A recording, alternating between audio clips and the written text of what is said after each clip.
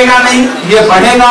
जमीन पे प्रोपेगेंडा फैलाते रहेंगे लोग, लेकिन जो कांग्रेस का झंडा है जिसमें 3 रंग हैं और उन्हीं 3 रंगों वाला हमारे देश का तिरंगा भी है, हमारे देश का झंडा भी है।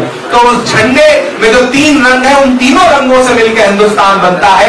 ये जो धर्म संसद करके हेट स्पीचेस दे करके धर्म संसद के बहाने देश की संसद में पहुंचने का सपना देख रहे बौद्धिक अपराधी हैं, उनसे डरने की जरूरत नहीं है, उनके खिलाफ खुल के खड़े होने की जरूरत है। हम उनके खिलाफ बोलेंगे, कांग्रेस उनके खिलाफ बोलेगी, आम कार्यकर्ता उनके खिलाफ जमीन पर खड़ा रहेगा। क्योंकि हमारा नेता जब ये कहता है कि हिंदू और हिंदुत्ववादी 2 अलग चीजें हैं, हिंदू मतलब गांधी, हिंदुत्ववादी मतलब गोडसे, तो गांधी और गोडसे के फर्क को हमें भी जमीन पर लोगों से बताना है, एकजुटता लानी है। हम सबका स्वागत करते हैं और आज यहाँ से जब जाइए तो ये ख्वाब लेकर के जाइए, ये अहद लेकर के जाइए, ये प्रतिज्ञा, ये वचन लेकर के जाइए कि आज से आप मेरठ मंडल की पूरी हवा बदल देंगे, कांग्रेस के लिए जमीन पर उतर करके काम करेंगे। मैं आपके साथ खड़ा हूं।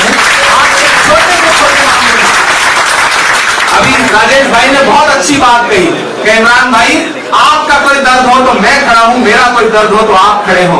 हम इसी तरह से मिलजुल करके आगे बढ़ेंगे, तभी इन फासिस्ट ताकतों से लड़ पाएंगे। यकीनन देश मुश्किल दौर से गुजर रहा है, लेकिन हम मुश्किलों को देख करके डरने और घबराने वाले लोग नहीं है।